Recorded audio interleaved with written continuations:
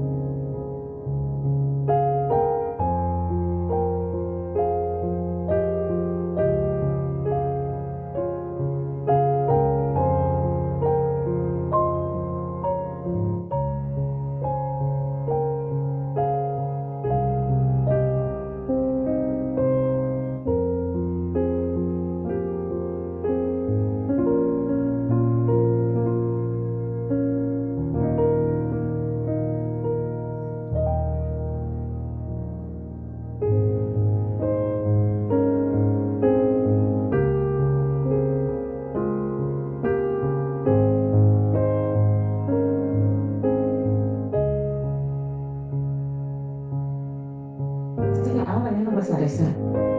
¿Ah? Es que no vas a rezar si tú te pones a buscar algo.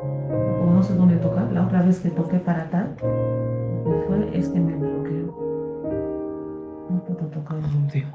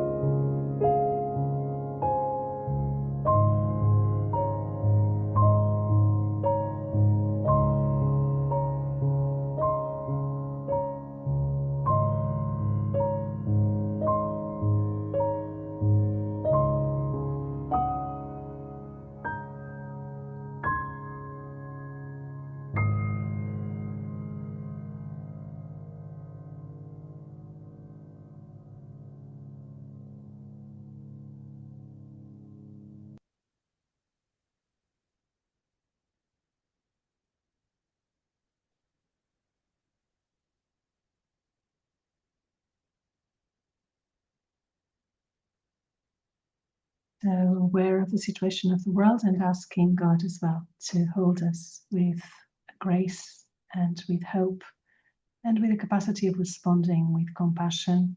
We start this time together. So again, I invite Sister Lynn, and it's a pleasure again to have you, Sister Lynn, with us. And over to you, so that we can learn a little bit more on how to be leaders informed with the reality of trauma.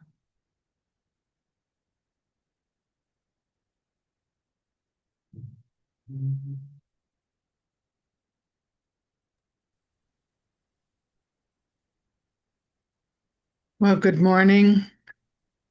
Muy buenos dias. Bonjour. Welcome back, everybody. And thank you, Paula, for a beautiful prayer reminding us of our, in my congregation, we call it the dear neighbor. And our dear neighbor is hurting in many, many places. So thank you, Paula, for the reminder.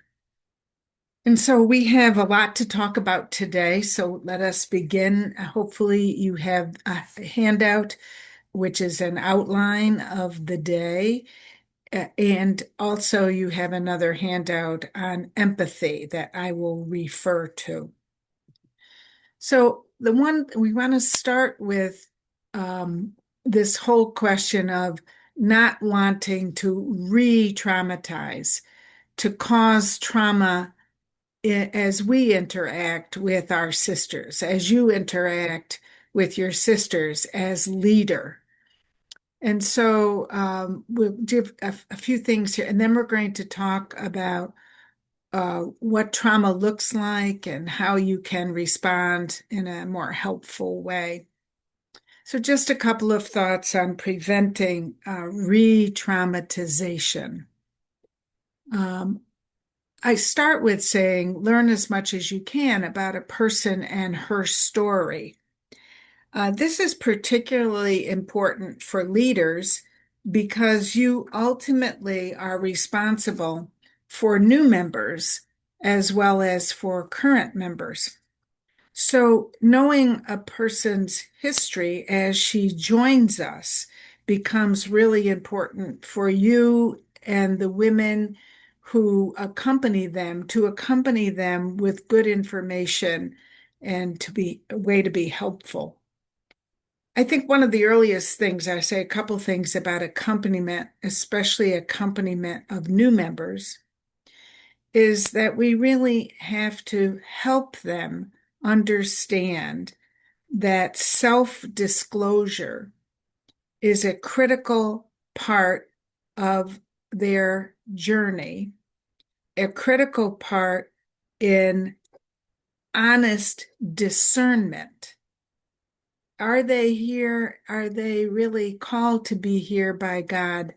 And that can only happen when we understand more of who they are and they are willing to tell us. So, working together, that's when honest discernment happens. And so be mindful that it's important to remember that we all learn in some way to protect our family, to protect our family's story, even when the family story, especially when maybe the family story has some brokenness.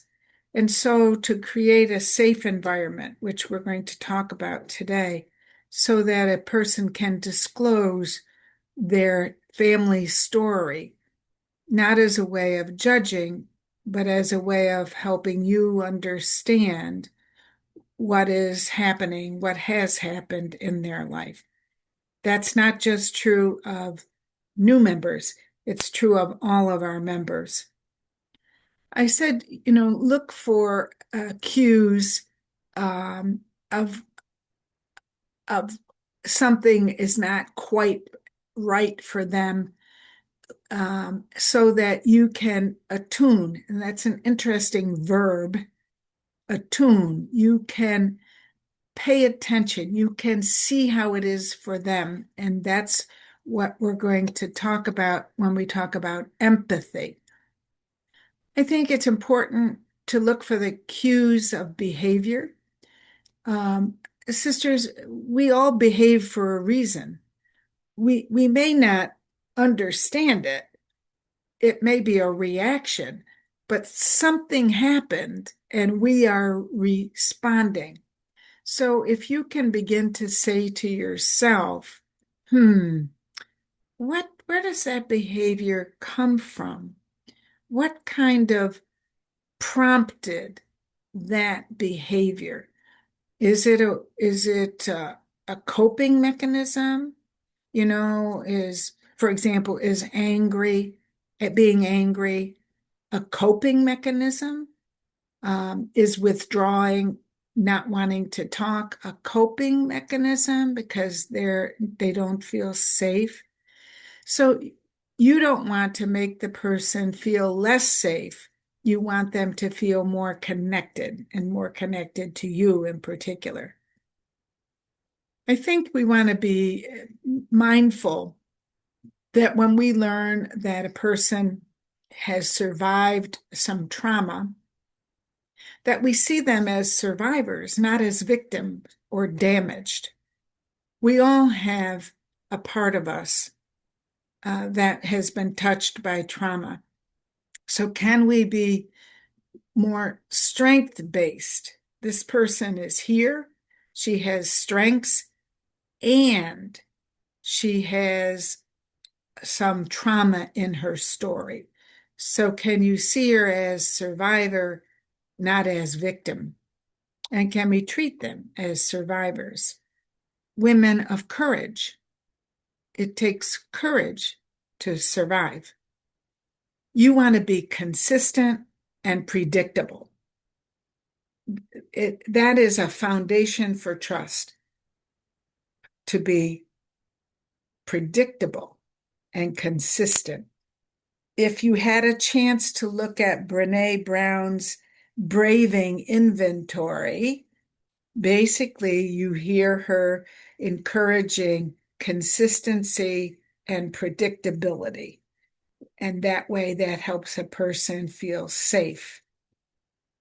Also, it's important that you look at any risks if you physically touch the person, if you physically put your arm around the person. This is particularly true for a person who has experienced physical or sexual abuse in the past. You might feel it's important to touch them, and they may not want you to touch them. So sometimes I say, would you like me to hold your hand? Would you like me to put my arm around you? And if they say no, that's okay. And if they say yes, then you do that. So asking permission about touch can be important. There are other situations when you'll know it's important to put your hand out, to put your hand on their arm, because they don't have a history of that kind of abuse. And then finally, you want to debrief, when something happens, that something didn't go well, or there's something has, been kind of reacted. Try to be able to, at least with you personally, if not with them, talk about what happened.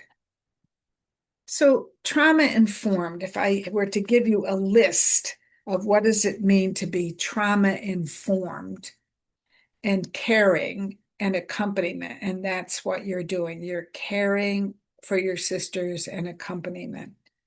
When we talk about a safe environment, we're going to talk about that next. So I'm going to come back to safety.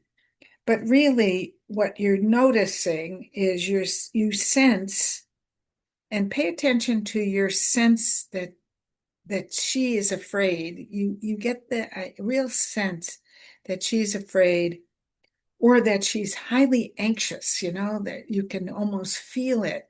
Her body is almost like vibrating.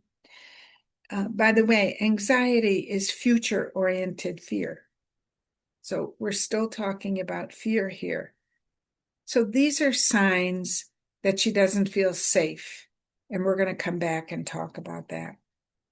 When we talk about being trustworthy, it's a key value, and it's related to what we already mentioned, being consistent, being predictable, saying what you mean, meaning what you say. No one, sister, no one that you interact with should have to guess about what you're sharing. You try to make it as clear and consistent, and the word we use is transparent as possible. I shouldn't have to guess. Did she mean this? Or I don't know what she means. Now, if you weren't clear and I say to you, I'm not sure what you mean, then don't be offended. Just say it again in another way so I can understand. The word support is really important that you understand there are different ways to be supportive. That's a critical understanding. So let me give you several ways to be supportive of one of your sisters or anyone, really. The first kind of support is emotional support. And it's probably one of the, if not the most important. And when I talk about empathy, which is coming up, then you'll understand. We'll try to be clear about how empathy is a way of being emotionally supportive, of really caring for a sister. The second kind of support is informational support. Sometimes people need information. They need knowledge to be able to approach something. They may need knowledge about how to prepare a certain vegetable, for example. That's information. What's happening with me and you is informational support, offering you knowledge to help you to be more able to accompany your sisters. Another kind of support is what we call concrete support, very practical support. So you give someone a ride, you offer to transport a person. I can help you get to the counselor, or we will provide transportation to the spiritual director. Another kind of support is what we call personal growth or development support. And that really is all the teachings that happen from leadership to the congregation when you gather for community meetings, that you're giving support and helping people grow and develop. It's also very important that affirmation, when you affirm a sister, when you say to her, that was very helpful. So affirmation is a way of developmentally supporting a person, and so is criticism. Constructive criticism is a way of helping a person develop. All of us need to get better at who we are and how we live. Collaboration is another kind of support. And I'm sure in your leadership teams, working with each other, asking good questions, giving each other information is a way of collaborating and be supportive. Also, I think empowerment, that's an interesting word, empowerment, to give power to. So how do you help your sisters become stronger, more confident, And how do you share authority with them, first of all, with each other on the team, sharing authority so that they get better at making decisions in the future. And then finally, sister, an interesting way of talking about support is you being a humble person. When you can say, I don't know, I don't have that answer, I'm willing to learn, I'm willing to find out, that gives everybody permission not to know. So I hope those ways of support are helpful to you as you accompany your sisters. We talked a little bit about collaboration, which is working with, I guess I really did these. Okay, so I think we're in good shape here. I don't want to repeat myself. So, what else today? We want to talk about safety. And I think what's really important, that safety is something that you think about happens in everyday living, in every relationship. You want to be promoting safety, not just because a person has some trauma in her life, but because it's a better way to live. And when people feel safe, they can be creative, they can share, they can participate. So, what kind of safety exists or can we create in our communities? Notice the first one says psychological safety. And what that means is that we do not put down a person who is vulnerable, who may be crying, for example, or who may be saying to you, I don't know what's happening, or I'm worried about. And so, what you really want to know is that in stages, we want a person to be able to share what she knows and what she doesn't know.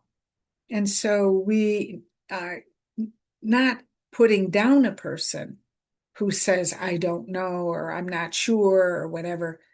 Or even if you say, how do you feel? And she says, I don't know, it's okay, because this is built in stages. A second kind of safety is what we call inclusion safety. And so what we're trying to do, sisters, with the beginning new members, but also with our current members, whatever stage they're in their life, whether they're, ministering or in a retirement stage, how do you include them? How do you include them in information shared, that everyone gets as much information as possible? Let me say that again. Everyone gets as much information as possible, and that's prudent to share.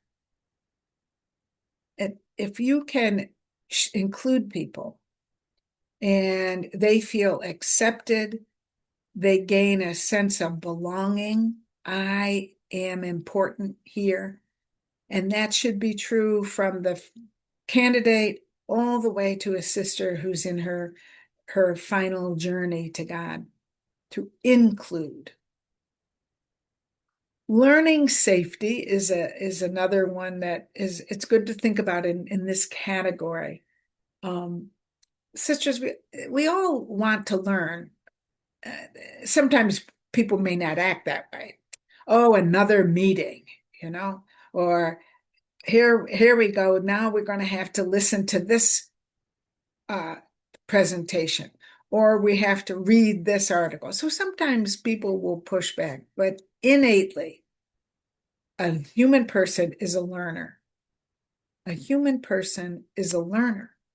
So what opportunities for learning are you providing?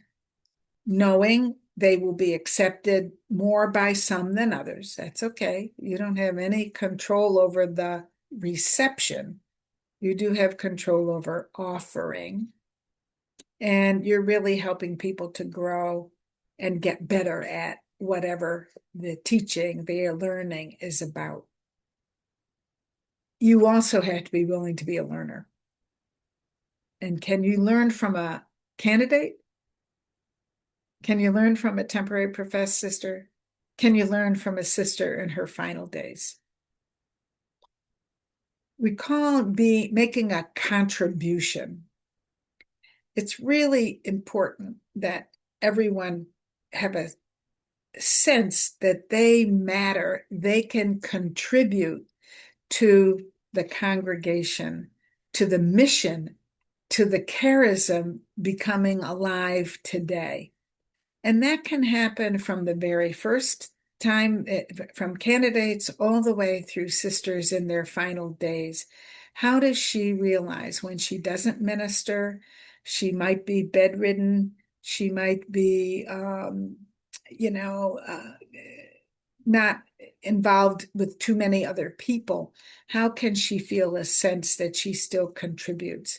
We know her prayer is a meaningful contribution, but she may need to hear that from you. And finally, the challenger's safety. Can you respect a person's ability or need? We're talking about a need here to do something in a new way. So when a novice says, can we do this in a different way? Could we change the schedule today because we don't want to be offended because they have an idea that's different from the one we suggested. So, and that's important at community meetings in particular, because someone may say, I don't think this is working for me. Could we do this?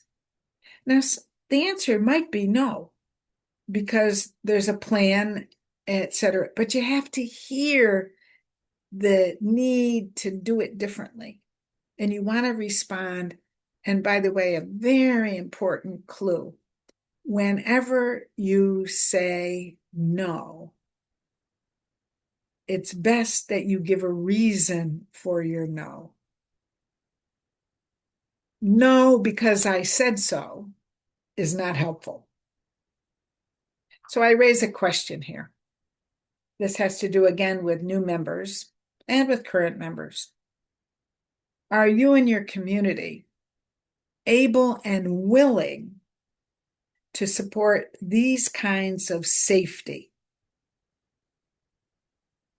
These kinds of safety. And what we know is when a community encourages safety, what you get, you gain a lot. You gain being present, participation, a sense of an opportunity to be creative, and a sense of belonging. And sisters, those are incredible gifts from creating a safe environment. So I want to return to the notion of empathy. And this quote, you don't want to miss it. This quote is really filled with wisdom. R.D. Laing, who is a psychiatrist, he said, what we think and do is limited by what we do not notice. And because you don't notice, and we fail to notice that we don't notice, little change can happen until we notice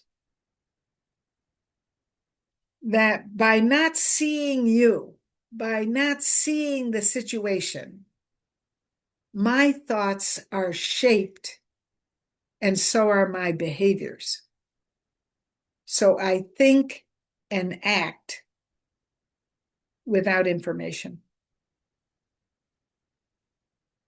to have empathy for you, I have to be able to see you. Wow. So you ask yourself, do I see the other women on my leadership group? Do I see the sisters, especially the sister who is difficult to deal with? Do I really see her? Or do I have thoughts about without seeing her?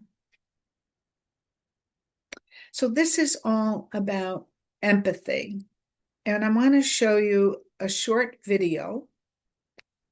And then we're going to talk about empathy again. This is an important skill,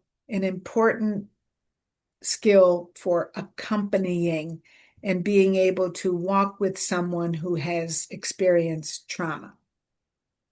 Now, Paula, if I stop sharing. Yes, please, and I will share from my end. Thank you. Okay.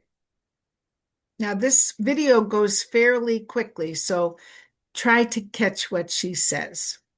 This is Brené Brown again. So I've slowed down the video so that we can follow what she says.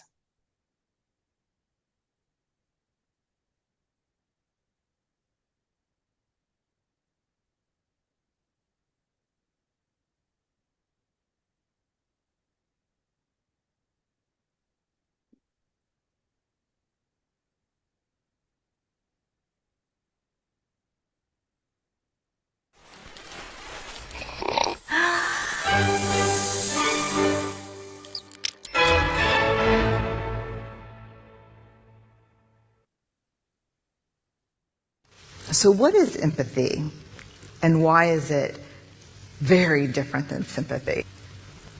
Empathy fuels connection. Sympathy drives disconnection.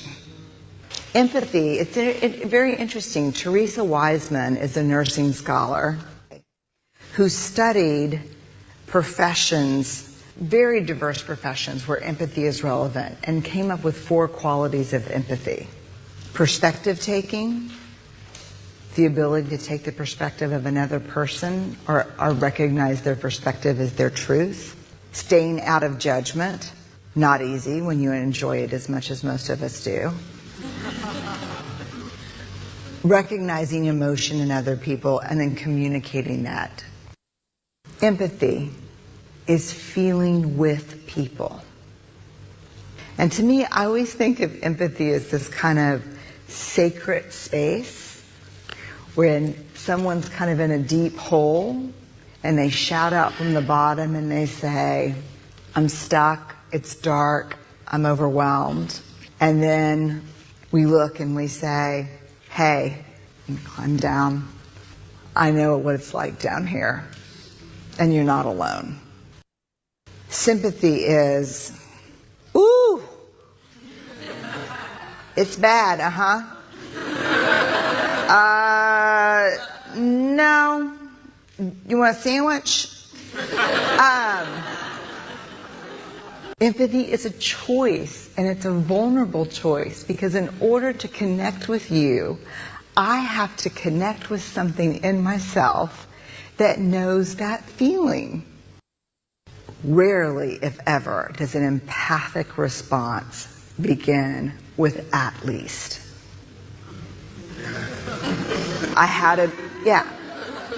And we do it all the time. Because you know what? Someone just shared something with us that's incredibly painful, and we're trying to silver lining it. I don't think that's a verb, but I'm using it as one. We're trying to put the silver lining around it. So, I had a miscarriage. Oh, at least you know you can get pregnant. I think my marriage is falling apart. At least you have a marriage.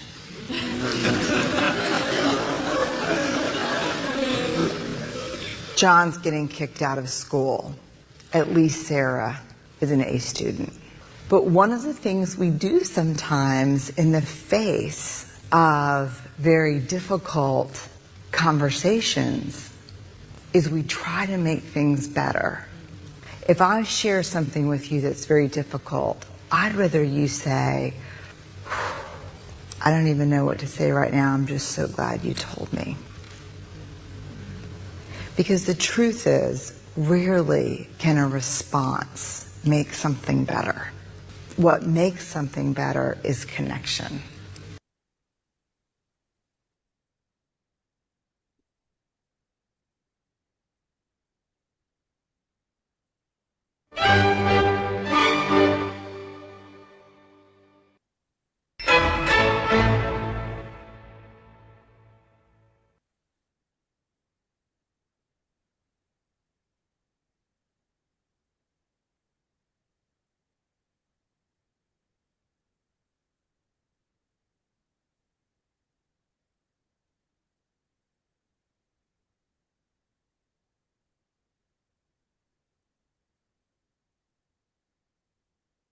Mm.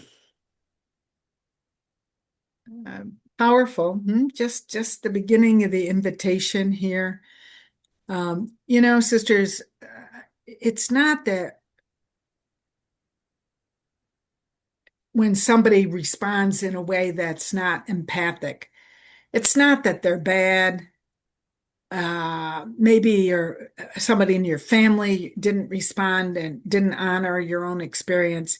It's because they're unskilled. Because empathy is a skill. It's something we learn to do.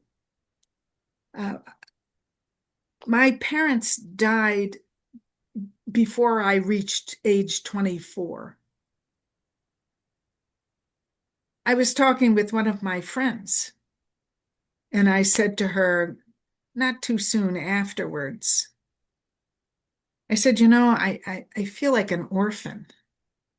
I'm trying to understand how I feel. And with all her goodness, she said, well, at least you won't have to watch them become aged and have Alzheimer's. Do you hear that? At least? Not a skillful response. So I'd like you to look at the handout regarding empathy. We gotta. And I want to talk a little bit more about empathy. And you do have a second page, a different page with this. And if you didn't download it, you can. I know Paula sent it. So at some point, but just a couple of things around definition and then blocks. What gets in the way? I think the best definition is what I put on your additional paper there that says, it's about you and I being receptive and appreciating another person, receiving and appreciating them, even if they're angry and frustrated or difficult. It's trying to understand how she walks in her shoes, not how I would walk in her shoes, but how she walks in her shoes, to see things from their perspective. So my friend would have been very helpful to me if she said something like, oh, I can't imagine what feeling like an orphan feels like. I don't know what that feels like. Can you say more? So it requires listening and responding. Usually you want to say something in response, but it doesn't mean you have to agree with them. It doesn't mean you have to feel what they feel. It's not sympathy. You heard her say that. But it's really taking into account their feelings, and it's feeling with them, but not taking on their feelings. There's a lot of benefits to empathy. A person can grow and change. A person can feel connected. A person can feel that she belongs. You can also help them move in a more positive direction. So I want to talk about these factors that get in the way. The first one is when you are distracted, busy, or rushing.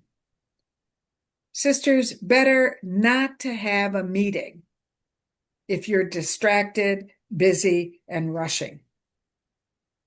You have to get everything out of your mind and heart and be in the room, whether it's at a team meeting or whether it's with a particular person that is coming to talk with you about whatever she wants to talk about.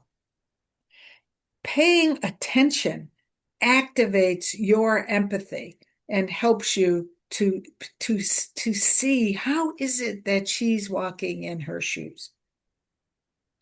We talk about your body. Sisters, the new work on trauma is telling us our bodies carry the stress and the tension. And so your body can get in the way of you seeing the other person. I know at times I feel like there's a motor running within me. I can feel my anxiousness.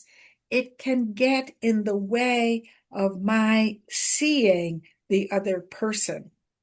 And so when we feel anxious, frustrated, exhausted, angry, overwhelmed, annoyed, impatient, that's very different than feeling calm and being ready to see the other person. So better to take a break during a meeting, postpone the gathering until you can come what we call that regulated. You're going to hear me talk about regulation, this calmness that allows real connection.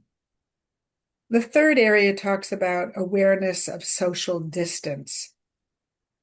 Sisters, when you identify with someone, we interact with them differently.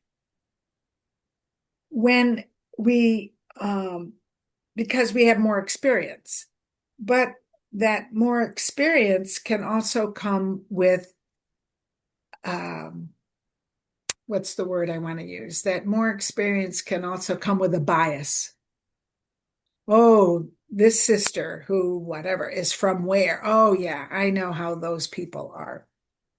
So what we really want to do is to be aware of that we can look down on someone, we can dismiss them because they come from a different social grouping or their educational level is different. So it's really important that if you see yourself as so separate from, and in particular, if you see yourself as better than, it's difficult. So sisters, we want to be at the same level with the people we accompany. And then we talked about avoidance of pain. When you accompany a person and you really sit with them in their pain and you see the pain, it can touch into your own painful experiences. So you can avoid your own journey by avoiding them, by not allowing them to feel overwhelmed or feel exhausted, etc. So I think the seeing self as separate is part of the social distancing. It's really better to say we're human persons on a journey. We each have a history, and that history is something I really want to understand when I'm walking with another sister or when we're in a relationship. So there's a humanness that we all share, and each person has a personal journey. But there is a humanness that we share and a desire to belong and to matter, all those safety issues. So what are some signs? And by the way, I would encourage you to go back to the paper on intimacy and excuse me, on empathy. And perhaps before we go, I will just share the quotation I included because it kind of helps you to sit with this notion of empathy. On the paper I said, I often ponder the nature of human sincerity and true transparency. It is a rare and difficult thing, and how much it depends on how someone listens to me. There are those who take down the barriers, make the way smooth so I can speak. There are those who force the doors open and enter my territory like an invader, forcing. There are those who barricade us in, put walls around us, so we shut in. And there are those who set us out of tune. They push our buttons, and they don't listen to what I'm really saying.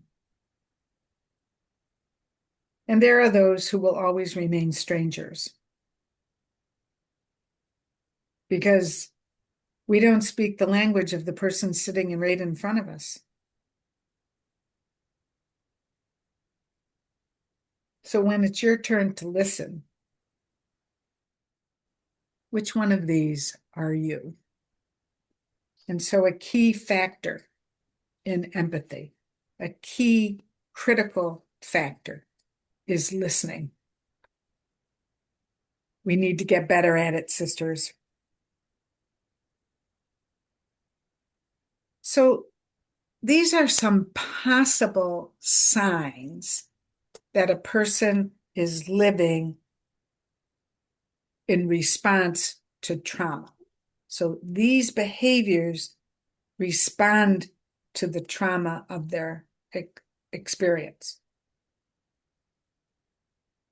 These are when they are repeated over and over and over again. It's sort of like when you meet the person today or next week or last year, it's the same things. So this isn't a one-time thing. So they feel on edge or overwhelmed regularly. I don't know what to do. That you can sense this anxiety and overwhelmedness, no matter when you meet them. They have a chronic difficulty focusing, concentrating, paying attention. They forget things. They say they'll do something. It could be a member on your team, and she says she'll do something and she doesn't do it. And then, of course, she comes and apologizes, but then it happens again. Social withdrawal, they withdraw. And they have difficulty with intimacy. You don't know what's happening within them. They don't share that. They can be snappy, reactive, irritable. And everyone can have a bad day. But this is something that happens, repeated irritation. You sense the irritation, even if it's mild. Maybe not a big giant outburst, but a mild irritation. Those are reactions. They're not responses. If that's you, you're not responding, you're reacting. Sometimes chronic illness, fatigue, inability to sleep, can't get to sleep, can't get up in the morning. So our bodies carry the stress. Mental health and substance abuse challenges. Sisters, we're learning a lot about compulsive behavior, food, alcohol, as a way to not feel. Let me say that again. Compulsive behaviors, food, alcohol, work, are ways to not feel. An inability to be compassionate or empathy. The person is so tied up in their own self, they don't have that calm state to be empathic. They have difficulty setting boundaries. They say too much. They do too much. They invade other people's boundaries. There are limits, and the ability to say no is important as well as yes. They don't trust others. They don't trust you. You may not have done anything, But because you're a person in authority, and authority was where trauma may have happened, they don't have a sense of purpose. They don't know why they get up in the morning. That's a very important sentence. It's important for you. Why do you get up in the morning? Why are you here? And these folks, they get up and they do. They might go to ministry every day, but they don't have a real sense of purpose. They avoid or procrastinate. They don't do what they say they will do. They don't come to the meetings on time. They keep showing up late.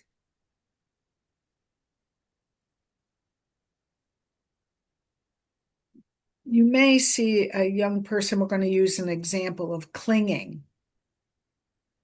They're kind of attached to one person.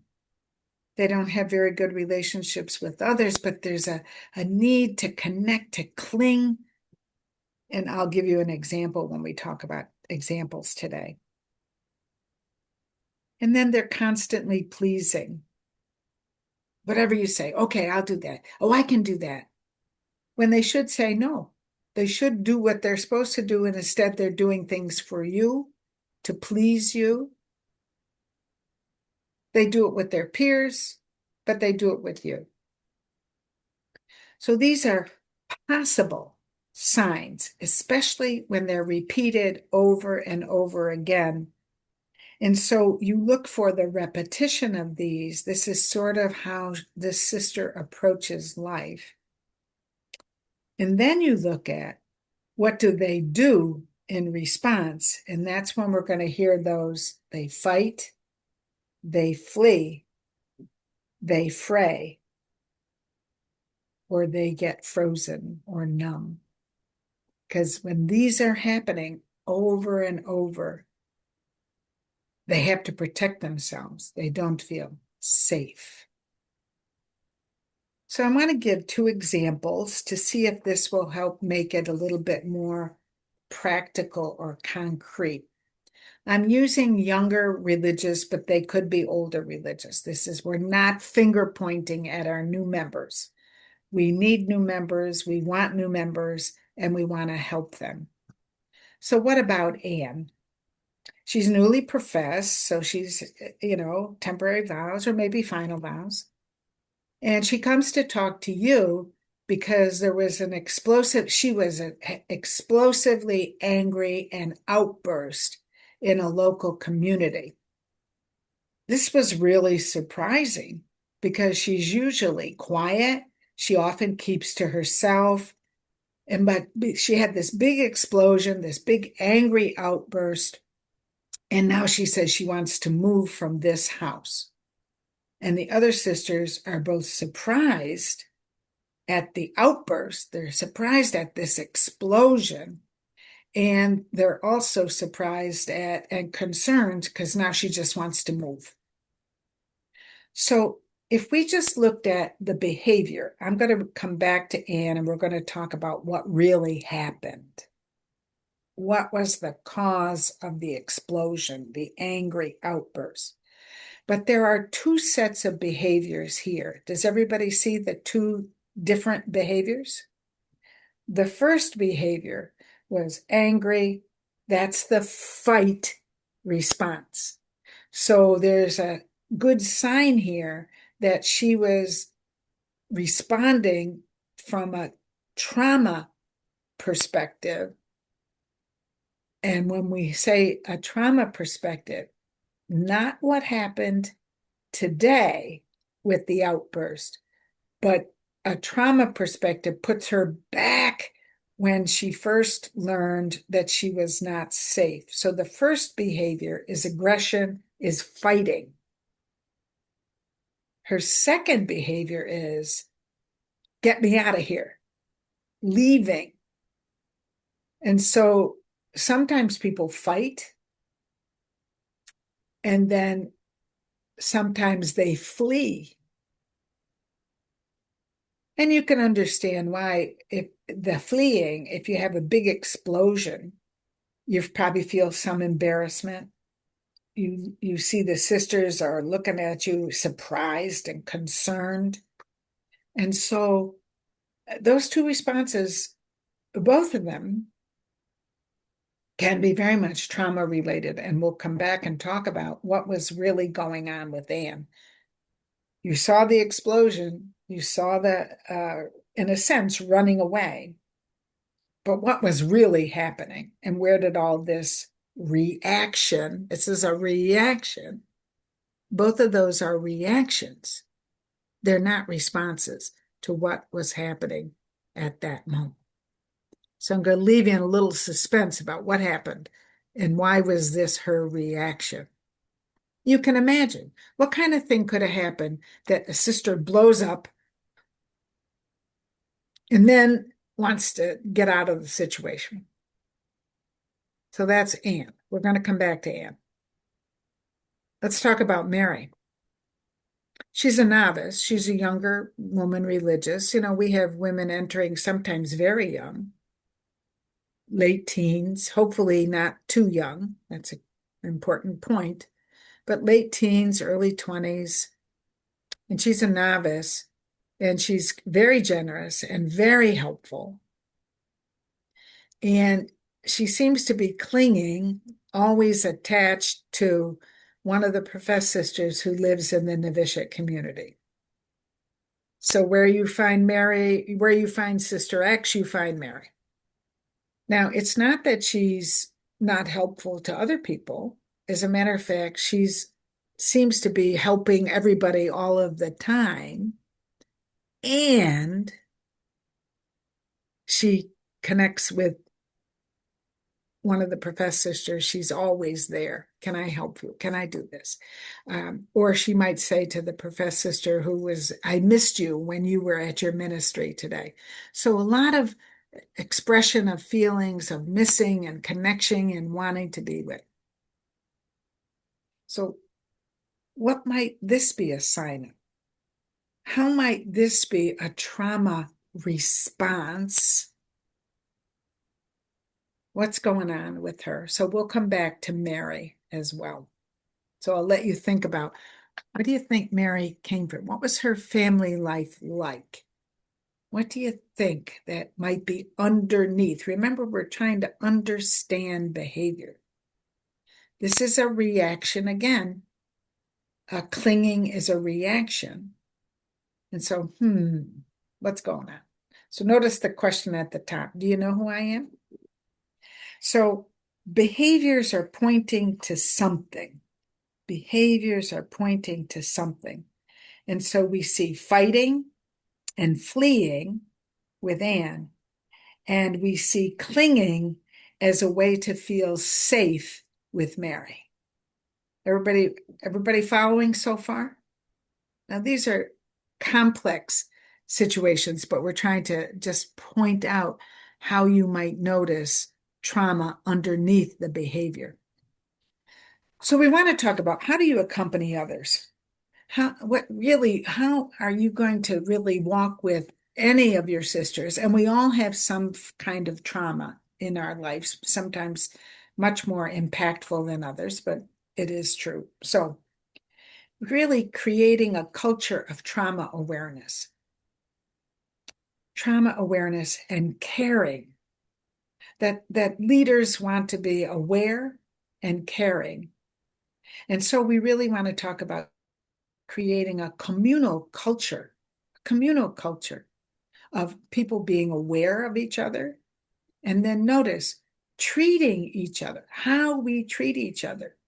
Sisters, part of the focus of your leadership today is helping us be more relational with each other.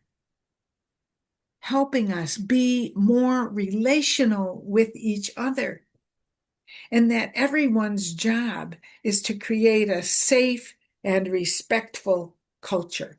Everybody's job, not leadership's job, not the local superior's job, but everybody's job is create a culture that is safe and respectful.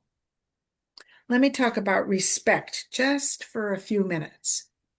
I'm going to talk about, what does respect look like? And then you can say, how am I helping create this in my local communities? It's not just your job, it's everybody's job. So what does respect look like? Number one, listening. And I want to say, sisters, listening with your eyes as well as your ears.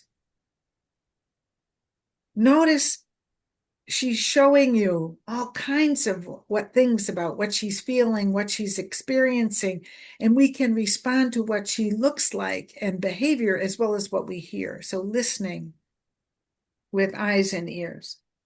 Empathy, which we just talked about. Asking, how is she walking in her shoes? Sisters, we have to treat each other with dignity. It doesn't matter what her background is. It doesn't matter what tribe she's from. It doesn't matter what educational level she has or where she comes from. Every person needs to know they are worthy. Worthy. And it's not because of what they do. So dignity is worthy for who they are. We need to respect opinions and boundaries. We don't, because somebody doesn't agree with you, we don't mistreat her. We respect people who have different opinions. And we respect people, their boundaries, their physical boundaries, their emotional boundaries. Sisters, nothing takes the place of kindness. So what's part of respect is kindness.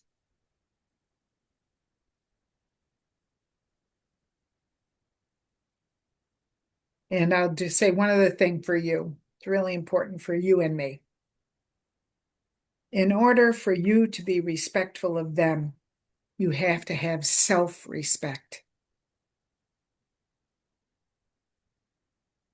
And so what does self-respect look like?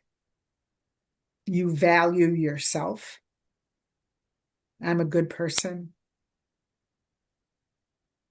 You act with integrity. You say what you mean and mean what you say. You do what you say you're going to do.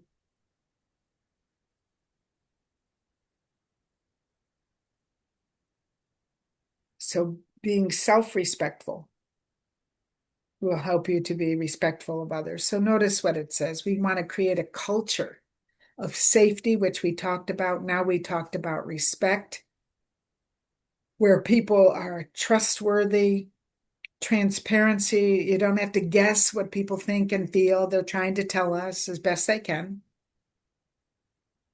We work together. We co-labor. Our community life is a responsibility for every person, co-laboring. That we're learning how to do with instead of doing to or for. Now, that's a very important sentence. I'm not doing this to you. I'm doing it with you. I'm not doing it for you, but together we can do this. And that's particular with young people. You don't want to do for them. You want to help them learn to do and be. And so how do we help them learn their capacities and strengths? And how do we help them solve problems? Not we fix it. Sisters, you're not there to fix. And so the last thing talks about understanding neuroception, a big word, but I don't want to dumb down our presentation here. You need to know what the science is saying about what we're talking about. So Porges, one of the big researchers, is saying we need to learn how to co-regulate, and that we can help another release stored trauma if we are regulating and they can regulate. We can help them co-regulate and feel what they feel.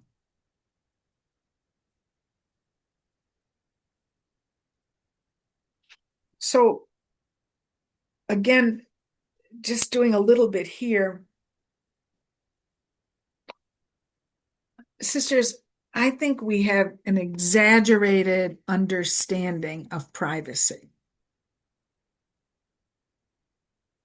So we say it's her life. She's living her life. There's nothing I can say or do. She can keep secrets. She can do this. And I have nothing to do with that. That's her life. Sisters, we vowed to live a communal life. We need to be with and for one another. It's not, oh, she lives her life and I live my life. Those days are over. At least they need to be over. So understanding another person's journey is critical.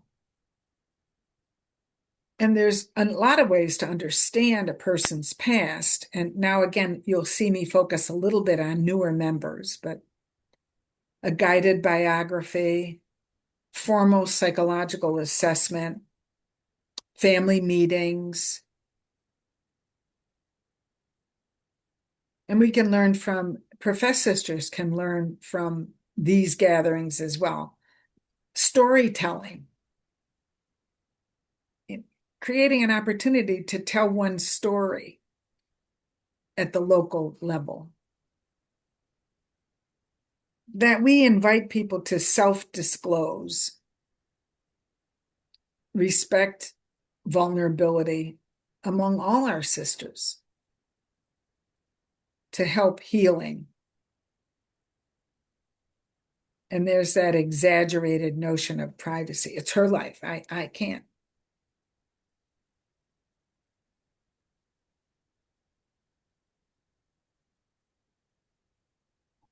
We are committed to a communal life, a relational life.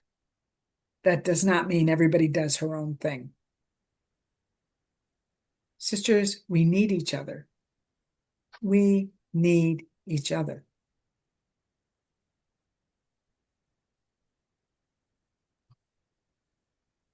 Trauma experiences do impact relationships with self, others, and God, which is why we're including here that our communal life is most likely impacted by trauma experiences.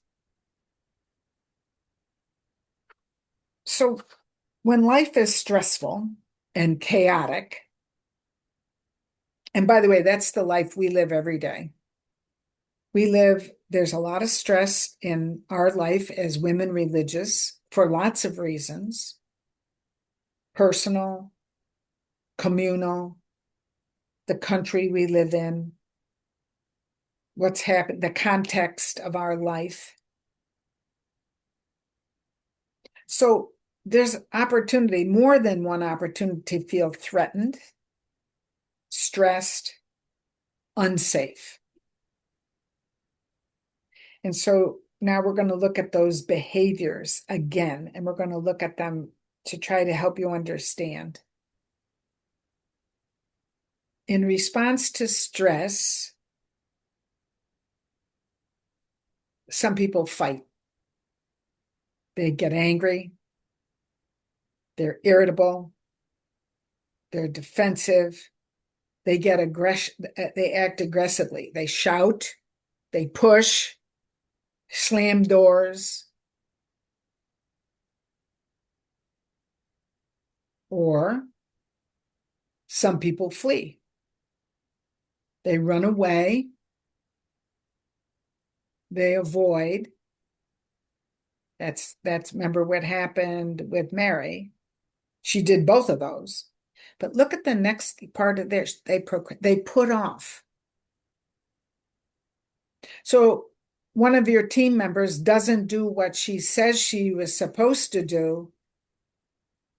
And then maybe at the last minute, hands something in, shares something that's not well thought out, causes more difficulty. But at the next meeting, she still procrastinates. She's still there. So procrastination is a way of fleeing, not being safe. Maybe she doesn't know how to do what she's asked to do. And instead of asking for help, procrastinates, runs away. and then has more difficulty. Some people please to avoid conflict. Now, there's nothing wrong with being amenable, helpful. I'm talking about pleasing when you don't need to be pleasing, when you shouldn't be pleasing. You know, you agree to take somebody to the bus station when you're supposed to be doing the dishes, you know?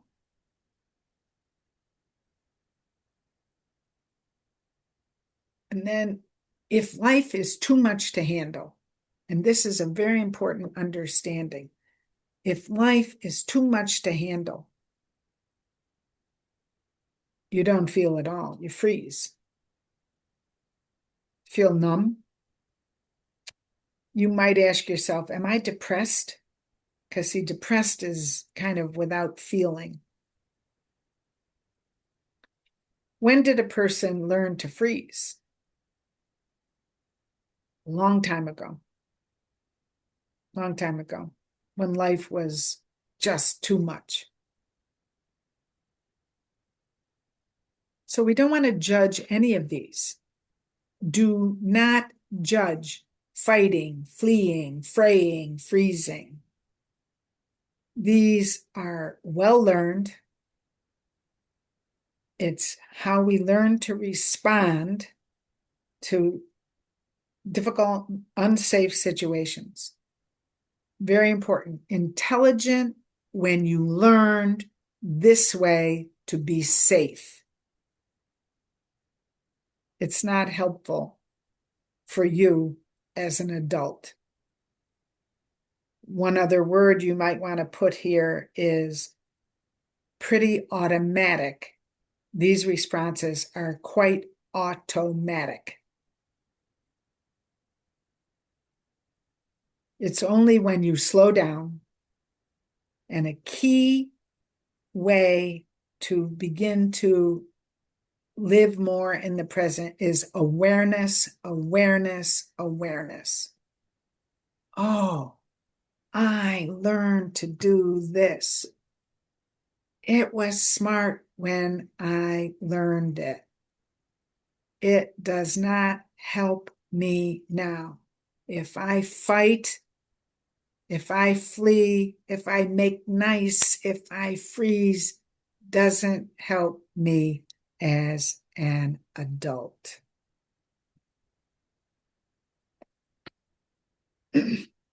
So we have another one of our authors, Bessel van der Kolk. Trauma literally reshapes your body and your brain. It gets in the way, compromising your ability to feel pleasure, to be in relationship with others fully and freely, to be about self-control, and to be about trust. Now, sisters, these are big impacts. If you can't feel pain, you don't feel pleasure. It gets in the way of everyday relating with others in a helpful give and take. It doesn't help you to choose responses because it's a reaction. It's woof. And it gets in the way of trusting. And then he says this. You can recover. There are pathways to recover, including, and probably for us, one of the most important, the power of relating to one another. Relationships that heal, not hurt. Offering new hope.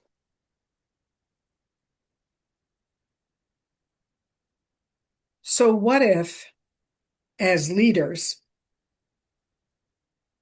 you came to you come to understand that one of your roles is to be a healer. Leadership as healing.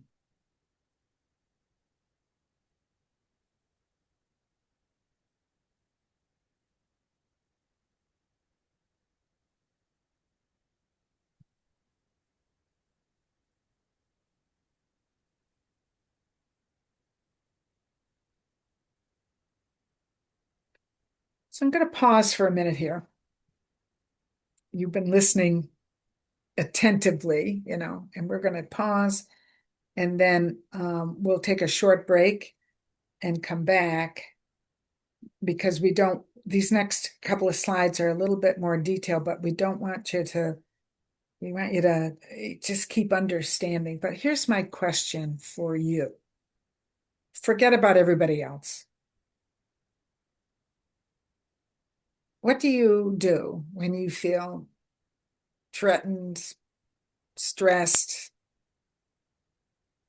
when there's chaos in your life, when you don't know what to do, when you feel unsafe? All of those things make us feel unsafe. They kind of rattle us. They kind of do this to our system, up and down, instead of this calmness. So what do you do? What are you more likely to do? Now, we probably do all of these, but I'm saying to you, which is your favorite? Do you fight? You raise your voice, get aggressive, push? Do you run away? Do you avoid? Do you just say, oh, we'll deal with this tomorrow? How about your community meeting, the agenda item that's on the bottom of the list, that always is on the bottom of the list? Avoiding, procrastinating.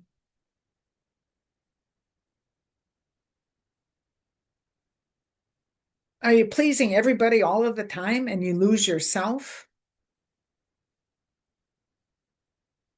Or have the trauma experience in your life really caused you to be a bit numb, or numb, not even a bit numb is putting it. The one thing you don't want to do is judge any of these responses. Please leave judgment aside.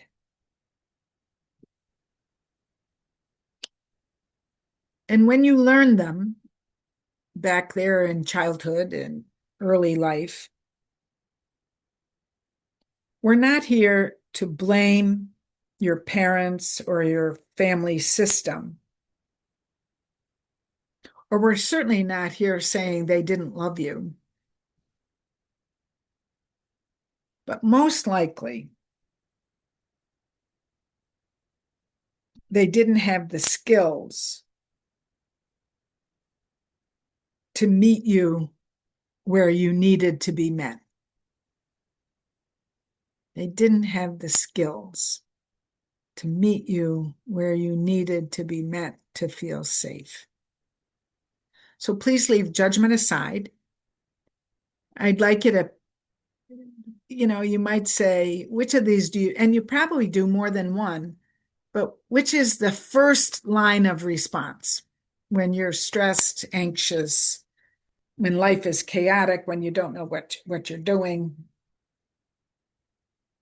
when the community issues are big and it's not clear the path that's coming, which is true for most of us, right? We're in a flex time in religious life.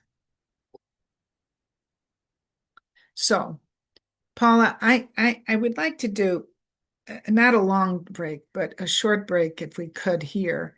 And then we can come back and hopefully again have a little bit of time at the end. And I want to use our cases to kind of illustrate how to respond in particular. Okay. So it's not 10:20, well, it's 25 after whatever hour you're in. Could we do 15 minutes? Yeah, that sounds good. So we'll be back 20 Okay. minutes to the hour. Yes. Exactly. Okay. Thank you, Lynn. So Thank you. we'll be back in 15 minutes. Thank you. Right. Mhm.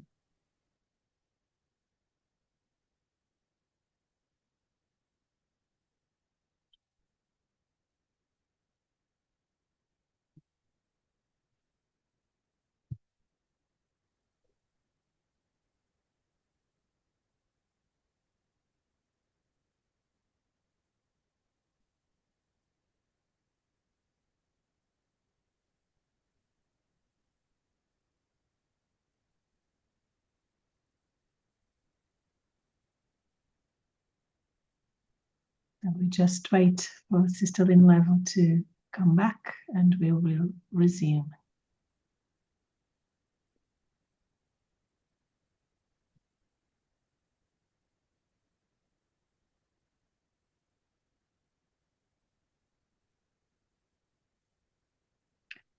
There you are. Good. Yes, we can Okay. resume. Thank you. Well, welcome back.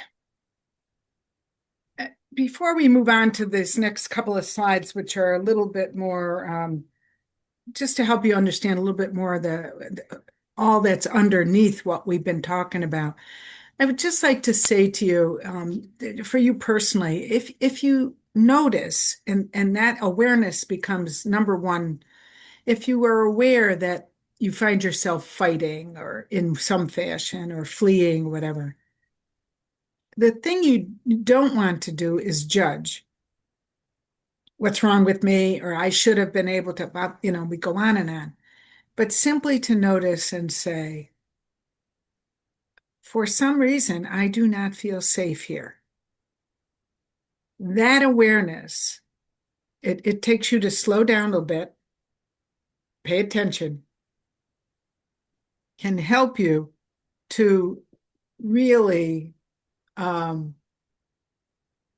learn more about your stress responses and be able to grow and change and not be as reactive as you might have been in the past. So just no judgment. It's an opportunity, awareness, and learning. This little hand model is from Dan Siegel.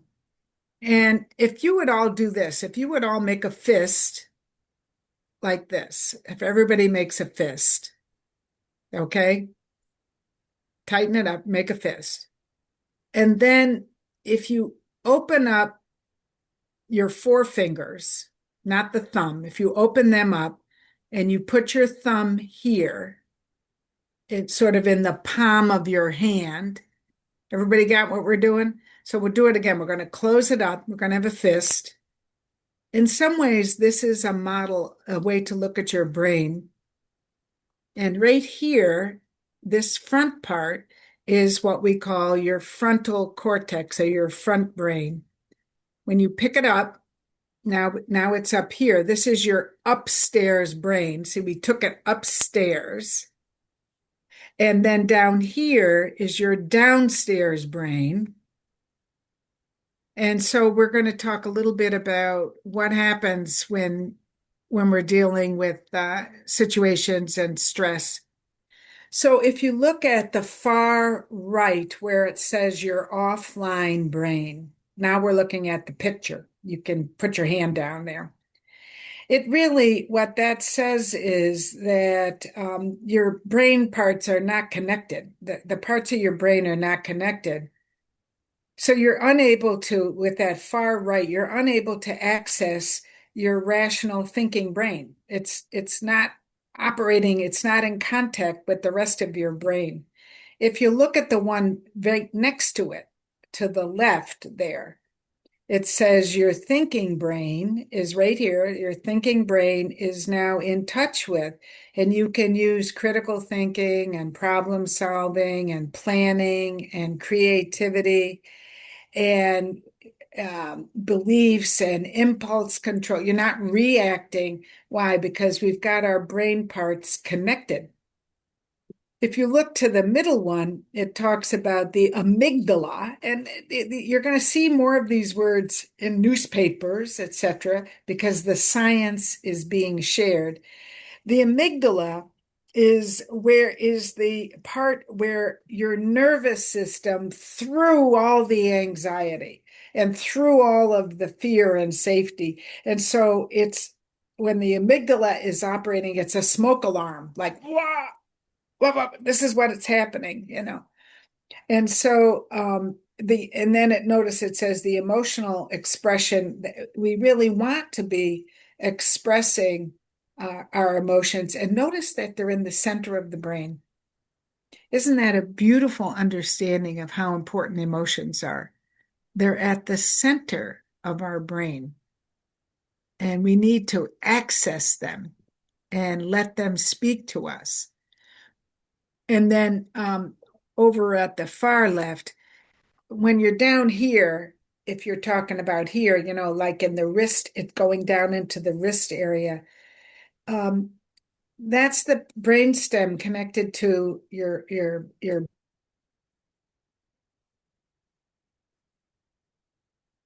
also its survival is we've become aware of survival.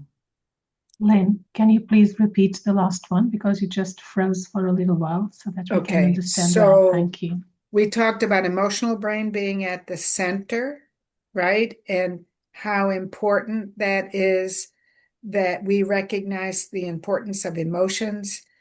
And that's the new learning, that emotions are messengers to tell us what our experience is.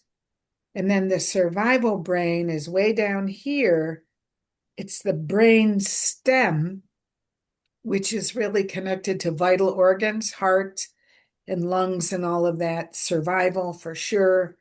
And if anything is threatened here, then we go to the responses. So it's just a way, just remember your fist. If these are up here all by themselves, then you're not able to access, you can't use your thinking. And when we're connected like this, then our critical thinking and problem solving, in other words, we're responding, not reacting. When it's up like this and everything is here, the amygdala, we're reacting. So just to think about what's going on. A little image, and I like Dr. Dan Siegel's.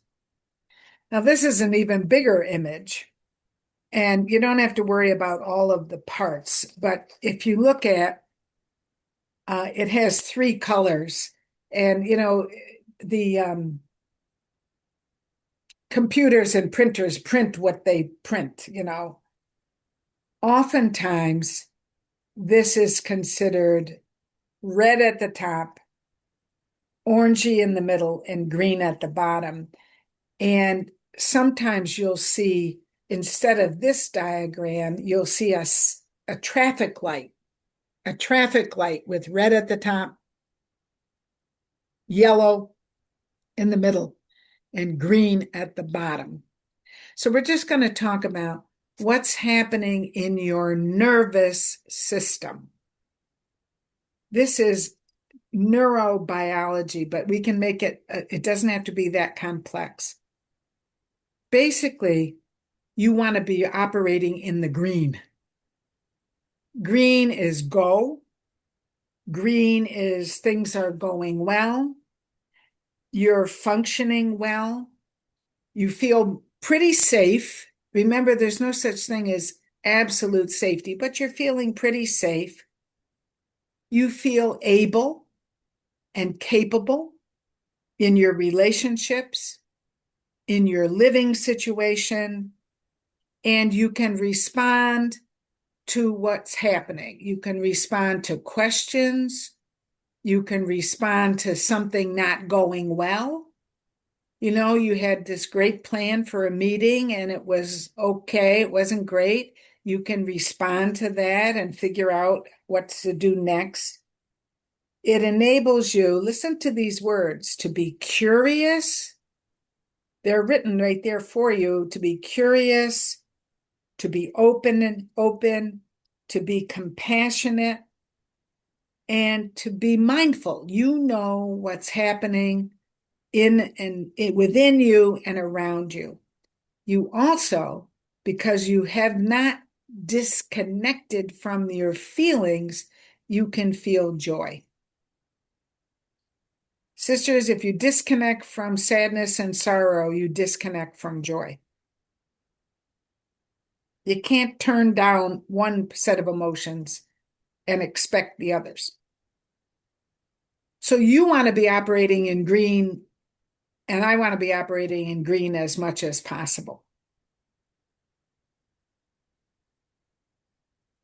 So when we're down there, if you notice what it says, look at the impact on your body. Now we're going way over to the right in that little box.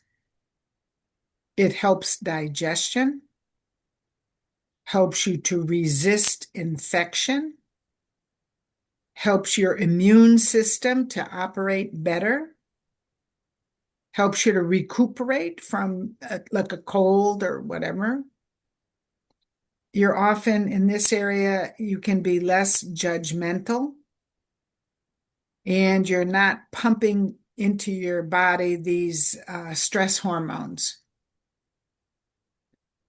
And you can be more relatable and connected. Now, we all want to be there. That's the goal. And because we're human persons, a lot of time, or sometimes we move up out of that green. Here's green looking like this. We move up into this, a bit of up and down, into the yellow zone if we were on a stoplight. So if you think of yellow, the reason why I like the stoplight yellow thing, it says caution. So this middle area is amber or yellow, caution sign. Oh, I don't think I'm safe here. So it raises safety as an issue, wherever it's coming from. Safety, danger. And so, if that's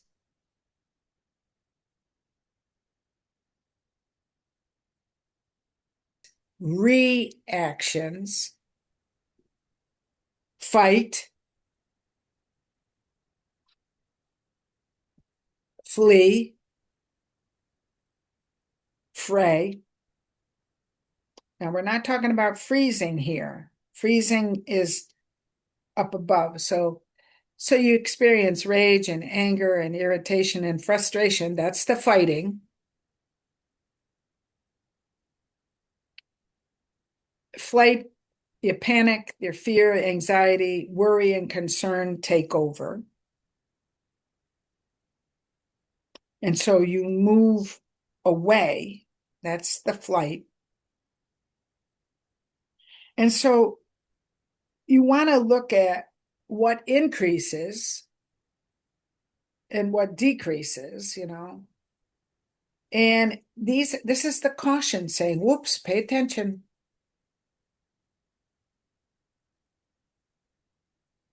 And this is where you may need some help. And another person can help you to regulate there, or you learn to regulate yourself. So what happens when we're in this middle area? Look at what increases. Blood pressure, heart rate, adrenaline, more oxygen pumping, through your bloodstream. Blood clotting can happen. Your pupils get bigger, if you see, you watch that startled response. And what doesn't happen, that's not helpful, Insulin activity kicks in, digestion problems, your relational ability gets poorer, your immune system gets sick easier. So this is we're learning about what happens in our nervous system, look at the impact. Then there's one more area. Now we're up in the freeze area. Notice flight and fight and fray are more in this area, this yellow area. But then if it's really bad, if the stress, if you feel totally overwhelmed, the stress is too much, our body, our nervous system shuts down and we feel numb. We don't feel at all. We feel numb. So depression, we conserve energy, we feel helpless, we feel shame, there's something wrong with me, I'm not okay, feel trapped. So what increases? Insulin activity is pumping through us. And then endorphins, which are natural morphine-like substances, kick in and help you to feel numb. And that's why when people, this is where drinking helps, because you have this morphine-like substance floating through your system. So what decreases? Well, impacts your heart rate, your temperature, your muscle tone, your ability to have eye contact. You can't, your social behavior, a lot of withdrawal, sexual responsiveness decreases, and your immune response. So we get sicker as we go up this little mountain here. So what do you want to take with you? There's a lot here. Sisters, we want to make sure as much as possible, we stay in that green zone where we can be socially connected with others. We feel safe and we're oriented to what's happening around us, and we can respond to what's happening around us, not react. The more up you go, the middle part is a lot of reaction. And then at the top one, it's really almost inability to respond. And you may be sitting at a meeting, but you're not there. You don't feel, it's hard for you to take another perspective. Your cognitive functioning right here, this part is not working well. So you can't be creative. We can't think about issues and problems. You're kind of stuck.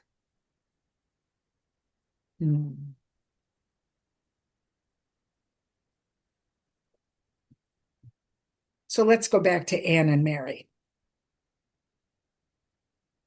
What if, let's talk about Mary. Remember what happened to her? She reacted, she blew up at something that happened in the house. She was angry and aggressive. And usually she's very quiet and reserved, and you don't hear from her at all.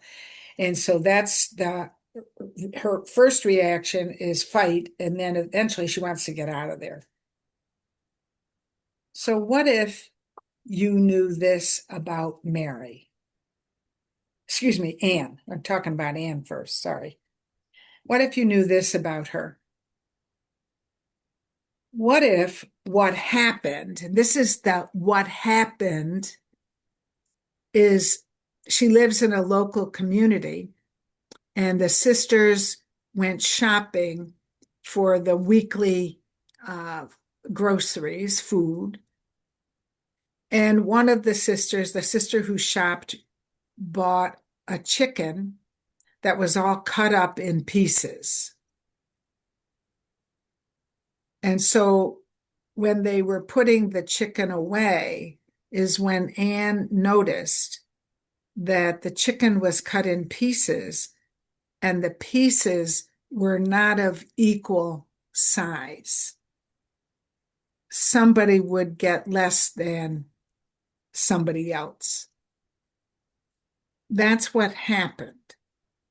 The reaction was this explosion. And Anne said, "Who could be so stupid? Why would somebody buy this chicken?"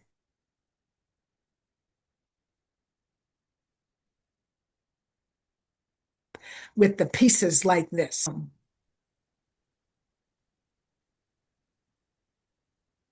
So what is it about the chicken, or what is it about what Anne saw that caused her reaction?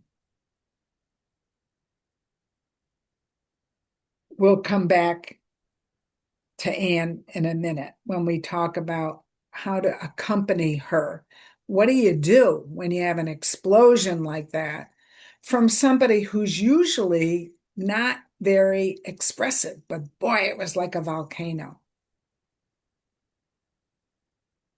So Anne behaves for a reason. So do you. What do we know about Mary? Well, here's Mary. She's always helping people, trying to fray, make nice, a little bit more than she needs to. Sometimes doesn't care for herself as well as she tries to care for others. And she's clinging to one of the professed members. She's always trying to be even more helpful to her. She wants to sit next to her at the dinner table. She wants to spend time. She invites, sister, can we go for a walk? She doesn't go for a walk with others, but she goes for a walk with this particular professed sister. So what's really going on with Mary? Well, what if you knew that Mary is the 10th child of 10? What if you were able to hear Mary, when Mary talks about her family,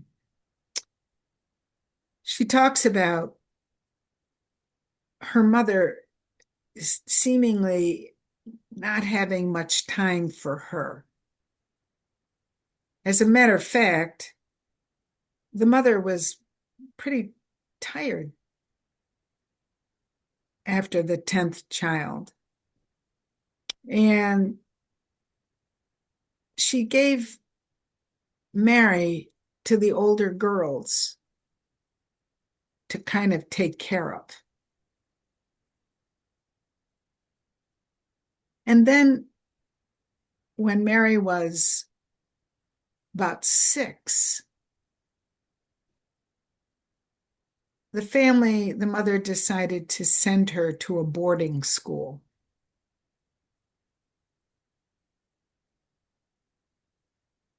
Do you have a better sense of Mary? How does her behavior relate to her story? And then you get an invitation. How are you being invited to accompany Anne or Mary or Anne and Mary? Notice Stephen Porges again. He's that neuroception guy. He has that big word. Only when we are in a calm physiological state, that means your body, you're in that green zone. Everything is working. Your brain's not all over it. Can you convey cues of safety to another person? So they're agitated, they're upset, they're whatever, and you're going to be safe by conveying cues of safety. How? Your body is giving the message, not your words.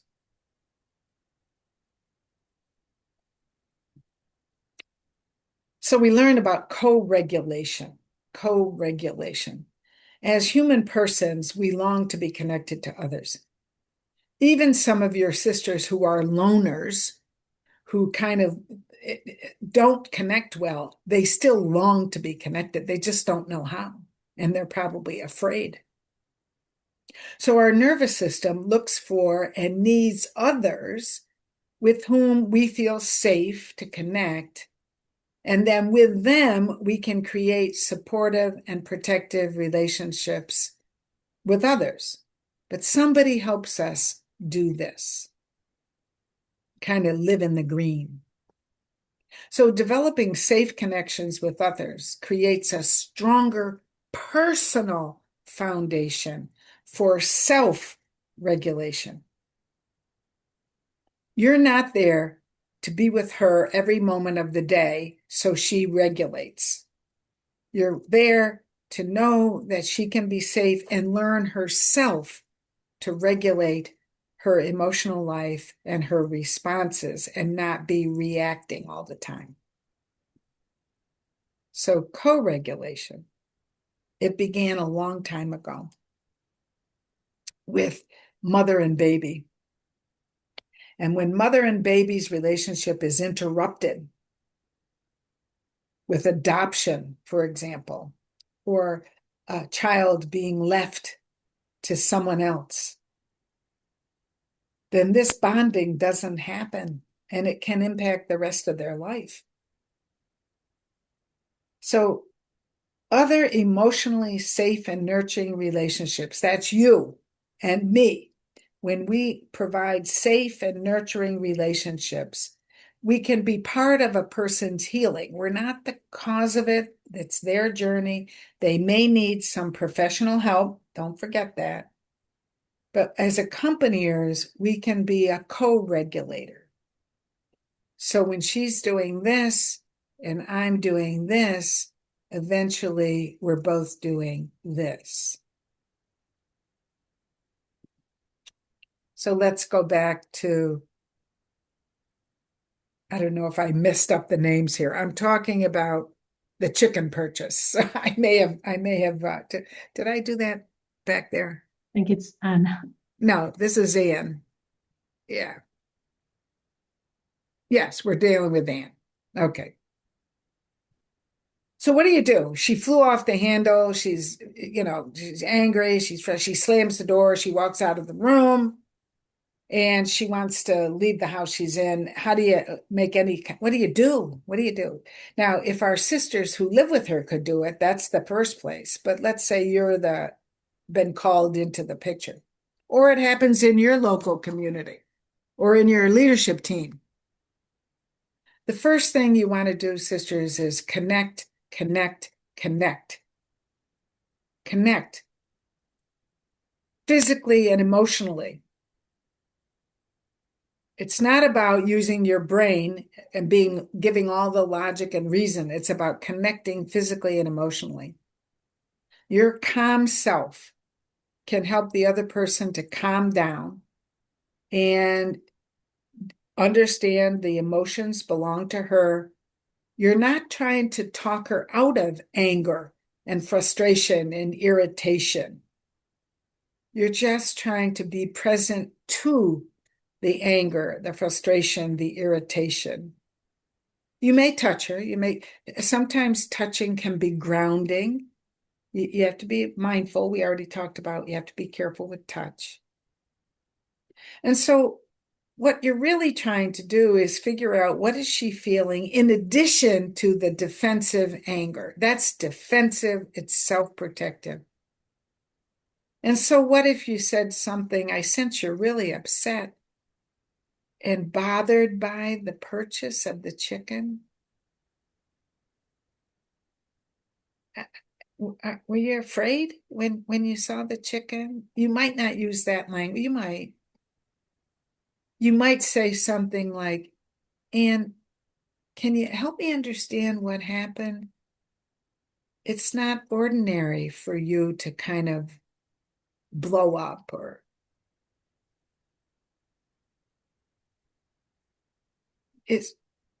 was there some reason to be afraid? You're trying to say the right things to get her to go back to the fact that she said the chicken is all everybody won't have the same. And so then you said, if you could connect,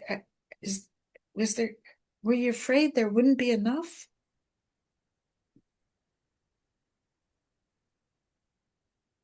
If you can get there, were you afraid there wouldn't be enough?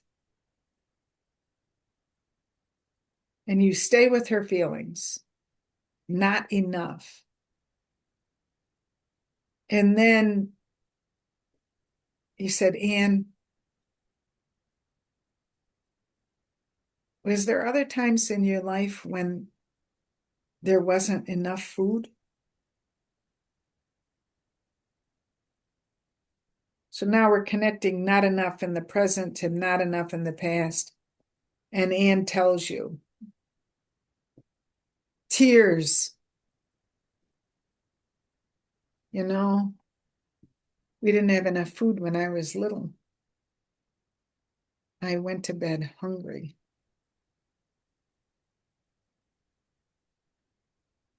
Wow.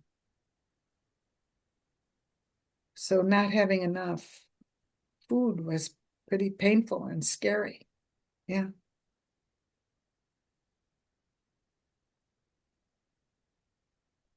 Anger moves to what's underneath the anger, lack of safety. Where did the lack of safety begin with regard to food? A long time ago, when there wasn't enough to eat. So pay attention to sisters who react to food.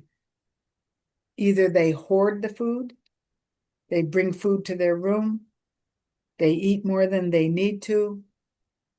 All of those things are probably related to something unsafe a long time ago. Yes, they're living in the present, but they really aren't living in the present. The reaction is from the past. So again, we're not asking you to be a therapist. We're asking you to pay attention to what's happening and how you can help Anne connect this reaction. There is enough food today. There is enough. But that's not how she's experiencing today. So what's a step 2? And this is really what I was just doing.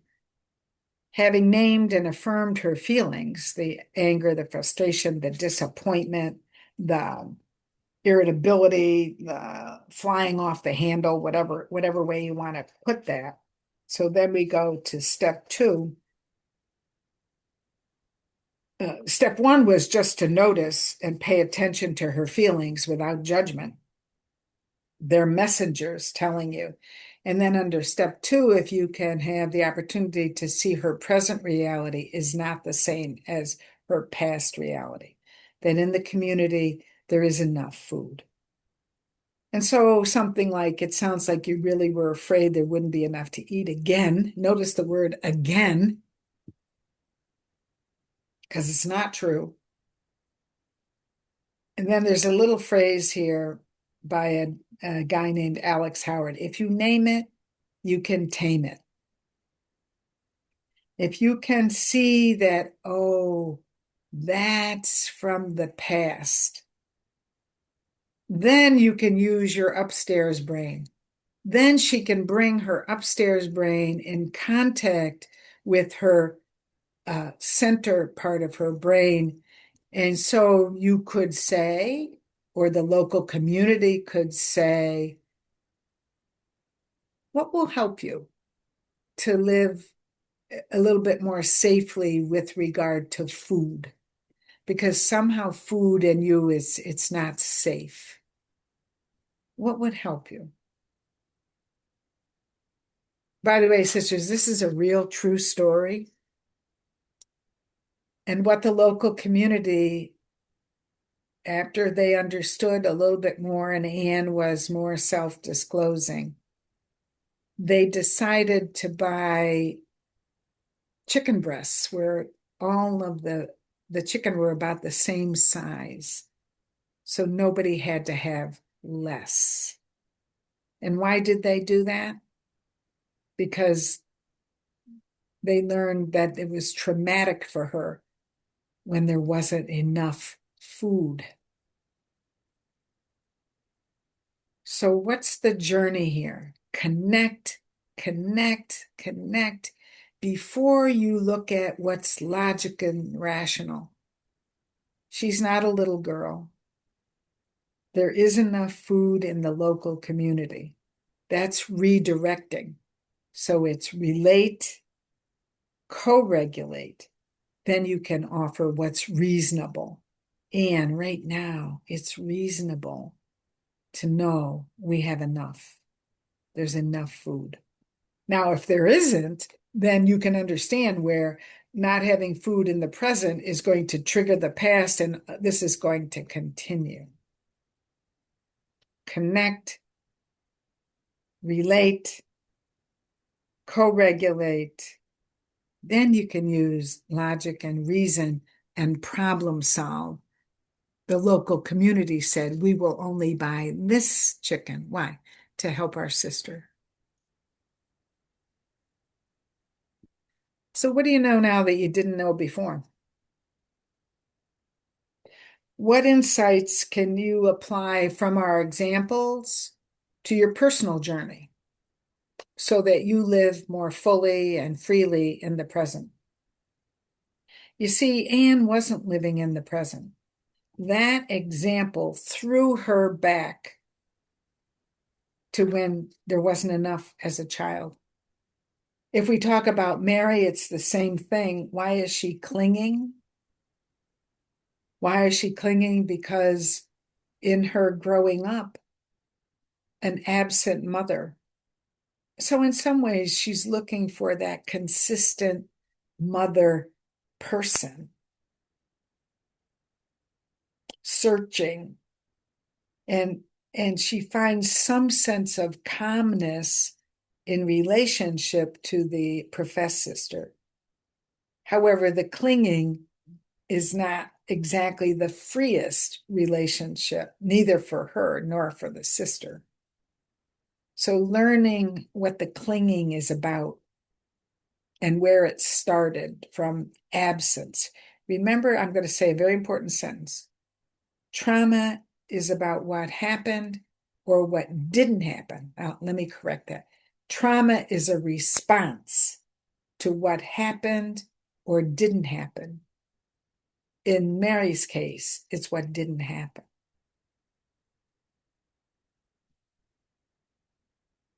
A motherly presence that was available to her when she needed that presence. We're not judging the mother, a mother of 10. You can imagine how she needed, she just couldn't do any more. She wasn't as skillful about emotional needs. Did she love Mary? Yeah, she did. In her way. And Mary didn't get some of what she needed. How does your understanding of trauma and reactions, both of them were reactions to others, help you to relate to someone who is reacting? You could be accompanying either one of those two women. How is it helping you to accompany them so that they can be fully human, free, and loving? And remember, human freedom is a prerequisite for real loving, not clinging, but loving in a more mature way. And so I asked today, and then we're going to break, we'll have time for Q&A and things. What are your next steps? What are you going to do with this information? And I'm interested in you personally and in your role as leader. What are you going to do? What are you going to do with this information? I tried to give you enough written stuff that you can review and go back.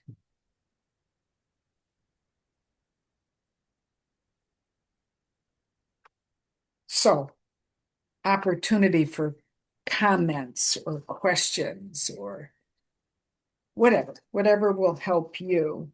I'm here.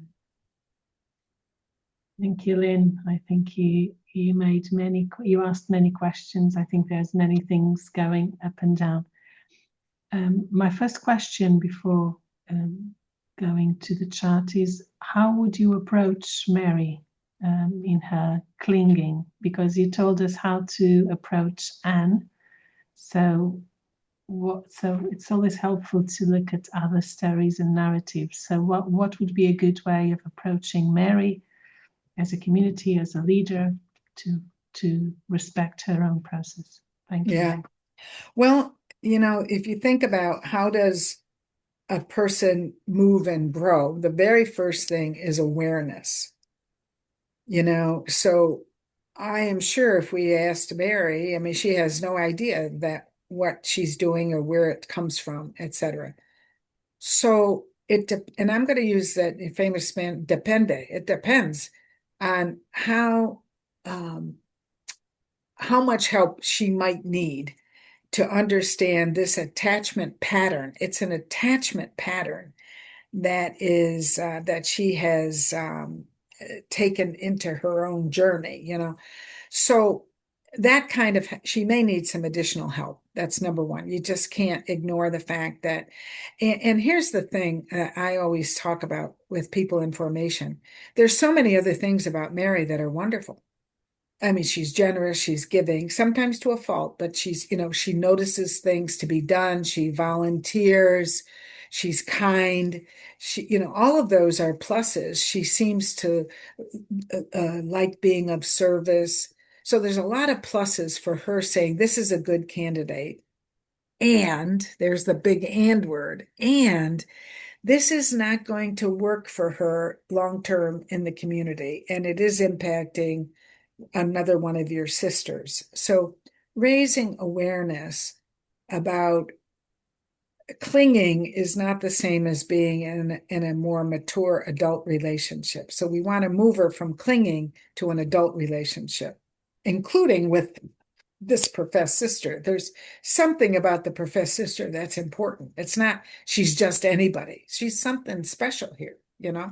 So you'd want to work with the professed sister as well. How to help her to get a little freer from this. And that might require the professed sister setting boundaries.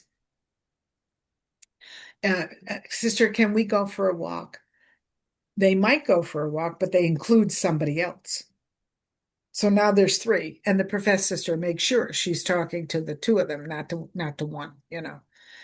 At times she may say, I really don't have the time right now to do that. Another time. So she's not judging. She's not, berating, putting down. At some point, the awareness is I attach, that's a good word, so much importance to this person. Where is that really coming from? What's that about? That's where it might need some additional help from an outsider. Again, how do you leave judgment behind? How does she come to realize that it was really it's not of her own choosing in some ways. It's a response, a reaction to not being safe. How does she begin to name for herself all the ways she is safe today? So that's some real work. How are you safe today when you weren't safe then? Um, Encouraging her to be in relationship with others, her peers. She's going to need her peers. You don't want her relating just to older women. We're not substitute mothers for her. You understand? So there's a lot of potential of redirecting some of her energy, and she may need some additional help. Okay. Thank you. Thank you for your answer. There's a question here. I'll just read it as it is. Some sisters pile everything up in their rooms, leaving no room to step. Is this behavior a result of past experiences or trauma? How can we understand this and help these sisters feel safe? It sounds like you're telling me everything. She brings everything to her. She's got a lot of stuff in her room. Everything goes to her room. Did I get the picture? She only says she piles everything in her room. So yeah, something like that. I don't really know. Well, another way to look at that, or another name we sometimes is hoarding, where we really have things become critical. Things that don't even matter. People, they save old newspapers or they save papers from a meeting that happened 2 years ago, that kind of thing. So when that kind of behavior is going on, what we're learning is that it has something to do with control. And they feel in control of those things, even though what they're doing is cluttering their room. Things don't even make sense. It doesn't make sense to save old paper, you know. So logically, the upstairs brain isn't working. Okay, it's not working up there, but something is promoting, more than likely, something around control. I have control over these things. These things matter to me. So yes, I wouldn't say I wouldn't know exactly what it's related to, but something ordinarily. Now we all can. I have a little bit of clutter myself, but there's a difference between some clutter and being overwhelmed with stuff. And so you'd want to look at the degree um, of what she's keeping. I think working with a person who has a lot of stuff is pretty challenging. Um, it can be helped if it was diagnosed as a compulsive disorder. That's a diagnosis. Then some medication can help there, but it's very challenging to help a person let go of stuff because somehow the stuff is a way of being in control. So it depends, Paula. Thank you. There's another sister that says, I can recognize signs that indicate trauma. I am afraid to investigate, to delve deeper, and then not know how to handle the situation. So what can I do? Mm-hmm.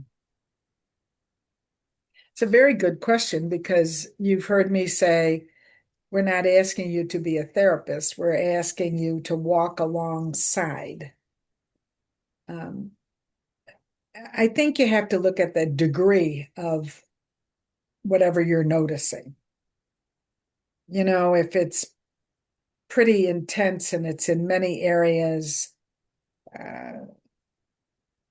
you might want to talk to, if you are in leadership, you might want to talk among you about how do you share with a sister behavior. That's what you're looking at. You're seeing all these behaviors and you don't understand why. And the behavior is impacting her life and the impact of other sisters. The more it impacts other sisters, the more you have to think about, what can I do? What are we called to do? Even if it just impacts her life, which is not possible, our lives do impact others. So it's a tricky question. I certainly would start small. I would start especially, it's very important. If I see it, then I should say something, not if somebody else tells me. So if somebody, kind of, even if it's a team member, kind of blew up and was really angry about something, whatever, I think you deal with that one behavior. And you say, it takes courage, by the way. And leadership today calls for courage. If you see something, you need to say something. This is a time for bravery. It is a time of saying something. So I think in private, I would say to the person, Lynn, at the meeting today, you were obviously really upset, bothered, and then everything kind of stopped. Can we talk about what happened? Do you know what happened? So anytime we can raise awareness, help a person raise awareness, that's step one. And then to say, now what? That's a good question. Getting some help from a facilitator can be helpful. If your team has a facilitator that they could help, they need to be prepared to help. So we're not judging. We are noticing. We are raising up, and we're raising up that she's not being her best self when she does this. Where might that come from? How might she learn from this experience? It's not simple, Yeah, Paula, there are no. But again, thank you, because there is no easy answers, but I think you've opened a whole perspective, at least for us to know it's there and to look for creative ways and for help.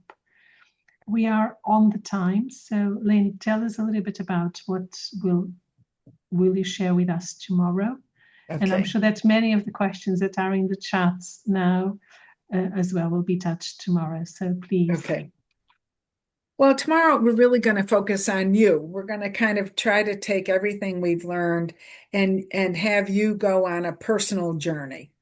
And in particular, it's just to give you, and when you're in leadership, you have very little time for yourself. And this is not helpful, but I understand with the busyness of leadership. So we're going to try to slow down tomorrow and really have you look at your own journey. And we're going to look at what prompts. There's a word we use in trauma work is what triggers, although that can have a kind of a militaristic kind of thing, but what prompts you to react? So we'll kind of explore a little bit more about where reactions come from, but I'm really focusing on where your reactions come from. So notice, I'm assuming you have some, because I know I have some. So we're going to try to just kind of bring it home and see, and then also to how to accompany yourself, some other insights that might be helpful. If you accompany yourself better, if you can keep yourself in that green zone, you'll be able to accompany others. And, ultimately, it's doing the best you can. We're not asking you to be therapist, to move beyond your competency. And yet, sisters, I want to say to you, there's a reason you're in leadership. You're in leadership for them, but you're also in leadership for you. That your transformation also will happen in leadership. And so, I think I'll leave you with one last sentence maybe to think about. This is from Jack Kornfield, who is a Buddhist mindfulness person. He's not a monk. He just lives with a more mindfulness kind of. He's kind and open. And he says this: when we live with an open heart, life cannot always promise safety, but it can offer connection. Connecting to your sisters in the most human way possible is the biggest gift you'll ever give them and you. Thank you. Thank you, Lynn. Thank you so much. Thank you for that last thought of connection with yourselves, with others, with the world, and with God. So I will add nothing else, just to say that the materials will be uploaded tomorrow before the session. The videos will only be available next week, and see you tomorrow. And thank you again to the translators. Thank you, Lynn. Thank you so much. Mm-hmm. All the chat is filled with many Thanksgiving, and now as well with the icons on the screen. Lynn, mm-hmm. Thank you so much. Thank you. You can open your mics and we say goodbye. Claro, gracias. Hasta mañana, muchas gracias. Muchas gracias.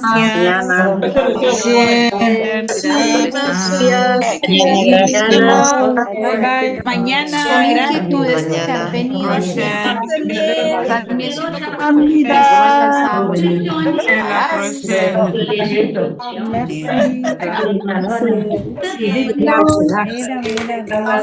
Hasta nos mando Realmente se nota los postales tu foto en vez de la mía. ¿Qué le pasó algo a este chico? Deixar bonitinha para a profissão, né? Ya, yo lo voy a tener Again, aquí Sister porque Sharon me Becker falta said hi. sacar cuentas de aquí aparte. 500.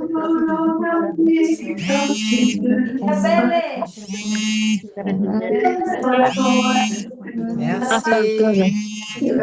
Precisava muito. Mas tá bom. Merci. Deus abençoe você. Quando vai celular você, dia de aniversário, né? 21 Ay, anos. que mais, es que donde pongo la mano, es que qué desespero me entra. Aqui, ó, tá vendo? Que aqui tá Eso es esto, esta Zoom. sí, Zoom tá aqui, né? sí. Aqui, ó, Agora, abre a tela. 20, 21.